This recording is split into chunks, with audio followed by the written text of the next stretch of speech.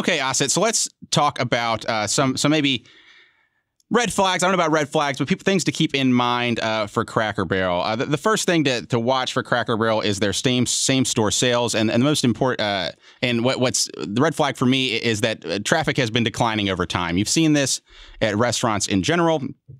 But for Cracker Barrel, it's particularly important because, as we mentioned, the retail strategy of the business depends on bringing folks into the restaurant to eat and then selling them retail merchandise in connection with that visit. So last year, traffic declined 1.9%. And resulted in retail sales being essentially flat for the year. However, in the most recent quarter, we have seen things tick up a little bit, with restaurant sales up 1.4% in the most recent quarter, driven by an average check increase of 3%. But 1% of that was actually folks buying more off the menu from folks from an increase in menu prices resulting from new menu items, not just increasing the price of items left on the menu. And they also had really powerful retail sales driven by strong performance in apparel and accessories and toys, which I thought was particularly interesting given the Toys R Us bankruptcy over the past year.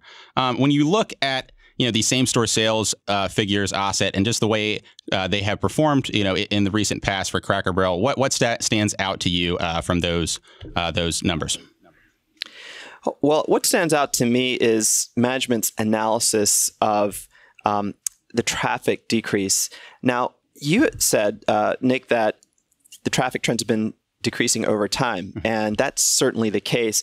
But when you listen to management's calls last year, and actually, I usually read transcripts. Shortcut listeners, we often talk about management calls. You can find transcripts online. Just search for the transcript of an earnings call for a company and skim over it. It is such a great thing to do if you own shares of any company. Sorry for that little bit of diversion there, but important point. I was skimming these and reading these transcripts from quarters 2 through 4 of last year. And what took me by surprise was that management itself seemed a little bit surprised at why traffic had declined. And these are longer term. Some of these are longer term factors for the company that management should be dealing with. I'm going to read you a couple or a few of the traffic factors that management cited. So first was underperformance of the Campfire menu. This was a menu that was introduced about 3 years ago, which was very popular. Cracker Barrel introduced new items that, in its own words, didn't resonate with customers. So possibly we're seeing some customer fatigue there. Cracker Barrel also changed its media strategy in the middle of last year with the idea of running fewer weeks of promotion and marketing, but with a higher intensity. And that did not pan out. So they've gone back to their more regular cadence. Higher gas prices, which hit customers' discretionary income, and reduced miles traveled in core Cracker Barrel states was also cited. And this is what I was talking about earlier, that gas prices can have a pretty quick effect on the company's financial in any given quarter. Again, it's not a cyclical business, but you always have to be ready to, to hear this from management. Well, gas prices shot up, so traffic decreased. And this was, again, surprising. Decline in guest experience metrics. This is an execution item. Whenever you see customer satisfaction results declining or customers not interested in the menu, that's a little bit of lack of execution on management's part. And I think management very much realized that, and good on them to sort of dig into it, talk about it on the call, and they offered some solutions. I should actually say one last factor was lack of emphasis on value offerings and craveable offerings. So again, this idea of the menu not being replenished with stuff that appealed to customers. So these are the solutions that management offered. They have now a new innovation called bone-in fried chicken, which is part of their craveable menu approach. They also have shifted back to a value offering cadence. So we see this in the quick service restaurant industry quite a bit, where when results suffer, companies will come with limited time offerings, 2 for $5. You've seen that on all the major quick service restaurants. So Cracker Barrel doesn't quite have this type of offering, but it will give special. Now it has a messaging for like a daily special, which it's doing, and it's also trying to leverage its off-premises business, which is an interesting trend. Again, this is something we'll talk about in just a bit, but it's trying to increase its catering business and add items to the menu that are conducive to having people order, and they're actually adding trucks in major markets to facilitate this off-premises business.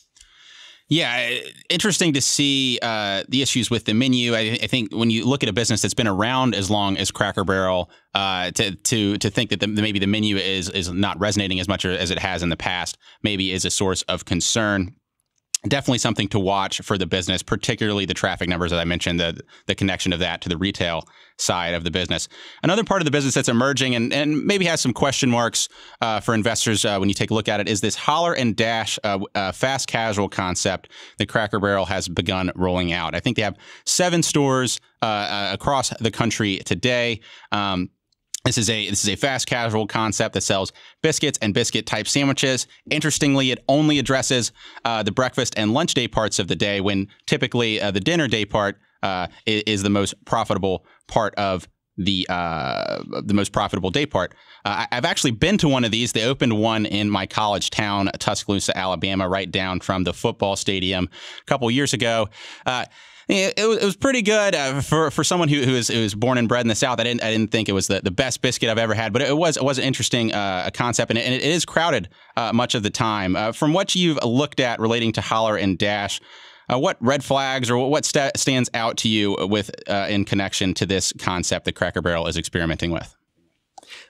First, let's talk about the green flags. The good part of this equation is, I mentioned earlier, the company is trying to reach out to the younger demographic, millennials, Gen X, Gen Y, and this is the embodiment of that strategy. So I think that it's necessary to perhaps have either within the Cracker Barrel stores or a spinoff concept like this, something that will entice the younger consumer. It's problematic, though. If you look at the major urban cities, so these are located in Atlanta, Charlotte, of course, Birmingham, major southern cities, the little problem is, and we should describe what is actually on the menu. So many of the entree-like dishes are actually biscuit preparations. So you'll have a biscuit served with a protein and a side that's served up as an entree. And Nick, what did that run you? Maybe $8-9 for a biscuit? Yeah, I would say that, between like $8 and $12. I've only been once, so I can't, don't quote me on that, but that sounds accurate. Yeah.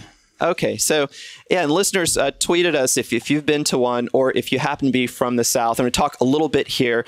Indulge me, those who aren't from the South, about biscuit culture. I'm here in the middle of it in North Carolina, obviously home of Bojangles, and as you go further south to Nick's territory, I think it only becomes more intense. Yeah.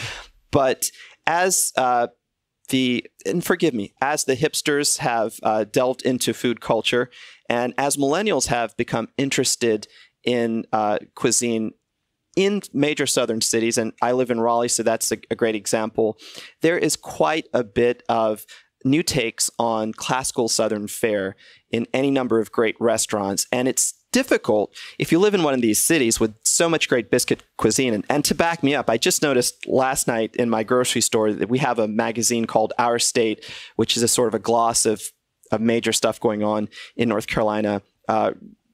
Really fun magazine. It's a whole issue devoted to restaurants that are sort of just like Holler and Dash. So these are restaurants which have really outre takes on biscuits. It's a hard concept to sort of parachute in and do that. And not that it's parachuting. Obviously, Cracker Barrel is from this area, and I think they worked with 2 local restaurateurs to begin the concept. So I shouldn't call it parachuting, but to originate this concept here, it's tough. This is a place where there's so many great interpretations on biscuits, and I understand why they did it, because the biscuit is part of a core menu in Cracker Barrel. In fact, one of the things that management mentioned that it would do to increase traffic, again, is work on its biscuits in Cracker Barrel locations. I understand it, but I think the red flag here is there's fierce competition in this area. And Nick, I think you mentioned the company has sort of slowed its pace from an initial the few that it opened. They're opening at a very slow rate now, and I think that maybe they're taking some learnings from the first few restaurants and tweaking the concept. Yeah, it's going to be interesting to see how it plays out. Definitely a growth opportunity for a business that appears to be maturing, but we'll have to see how things play out.